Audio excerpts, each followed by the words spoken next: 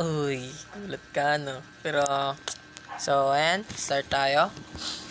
Dito naman tayo ngayon sa hourglass pattern. Yan, hourglass pattern. Since mga pattern naman to. Ito guys, nilagyan ko na siya ng mga comment. Yan, comment lang. Comment lang ng comment. Yan, para mas maintindihan, ano? Mas maintindihan natin at di tayo mawala sa ating pagpapaliwanag. Ayan, console.write. Yan, right. Pwedeng right line pero console.write para kasunod lang nung ating itong nasa loob ng ating string type. String na yan. Yan yung command eh. Kasunod lang siya ng command. Tingnan natin. Try natin muna. Run natin. Ayan no. Yung cursor is kasunod lang nung command natin. Pero kung magra-right line tayo, ang mangyayari dyan is bababa agad yung cursor natin. Okay, ayaw mapindot Bakit ganon? Yan. Console right line. Yan. Right line na. Pag nag-right line tayo, ang lalabas na is yung cursor. Ayun, nasa baba Nasa baba na yung cursor. Lalabas yung number na in-input ni user dun sa baba. So, back tayo ulit. Punta tayo ulit sa code natin. Yung right line, gagawin na lang natin yung right. Kasi, para maiba naman. Ayan. So, ito ulit intros para ma-accept yung natin. Convert natin yung string to integer. Ayan. Yung int.parse nga pala is lang siya. Parang pwede na siya pang lahat.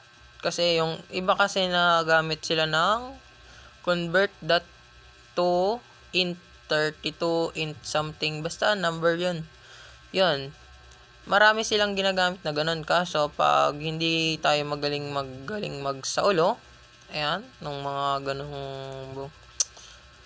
numbers na ganun, pwede na tong int.parse. So, ayan. So, dito na tayo sa upper part, no? Upper half of the hourglass. So, ayan. Hinati kasi ito eh. For int, yan. Yung for loop pa rin. Yan. So, gumamit pa rin dyan ng initialization. Ayan, increment. Increment kasi I++.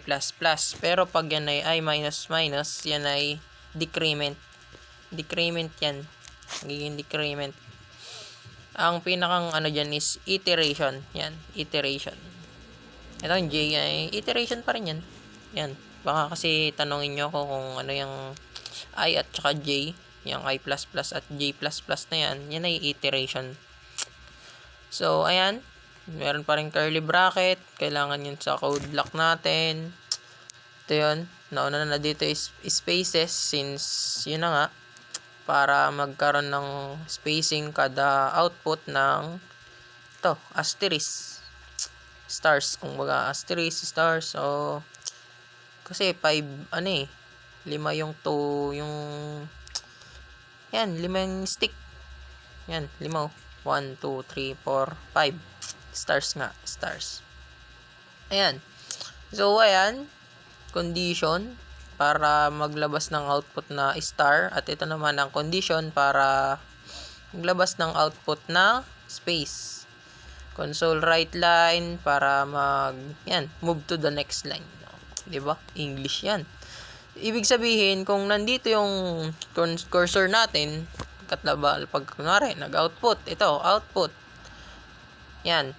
Yung cursor natin, di ba, nandyan yan, sa side. Pag type natin ng output, mapupunta yan ngayon, dun. Yun. Nasa baba na, di ba?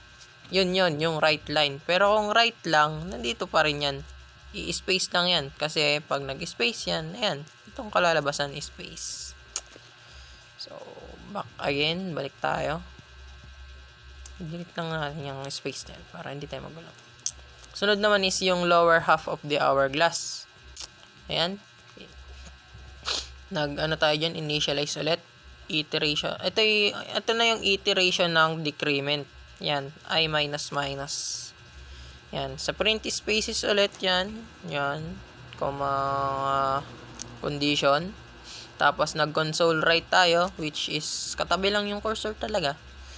Sunod is itong ano natin is para naman sa pagpiprint ng star. Yan, console write kasi magkakatabi lang yung star, pero pag ano yan, yung ito ang naano na condition is mag-i-space. Yan. Yan. So, ayan. Sunod naman is yung console write line, move to the next line again. Pababa lang ng pababa pagkatapos ng isang condition. Kada reach kasi ng condition ng code natin is lalabas yung output. Either mag-space, yan, space, or tong star. Yan. Yan.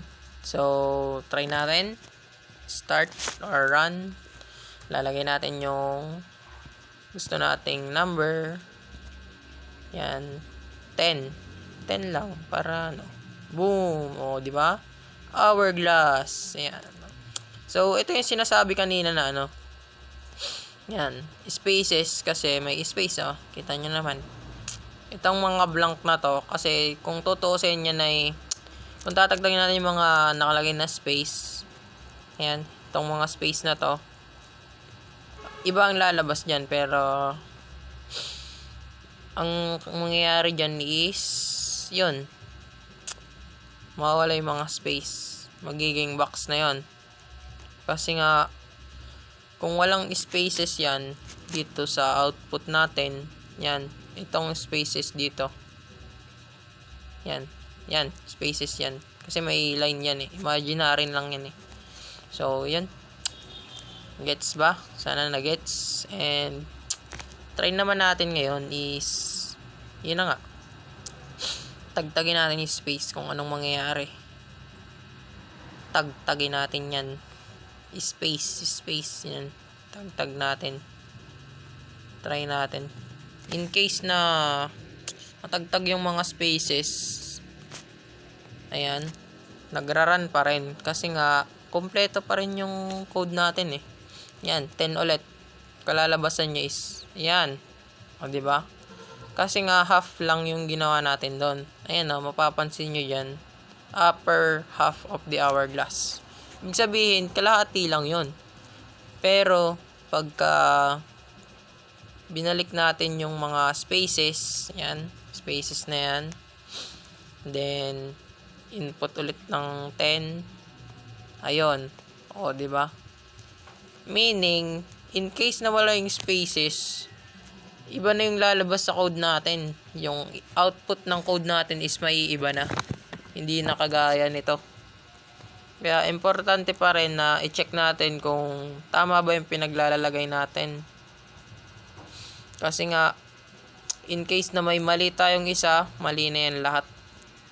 Kahit hindi yan mag-error, bug naman ang papalit. So, yan. Isa na. Nakaisa na tayo. So, thank you for listening. At, yun lang. Thank you. Thank you.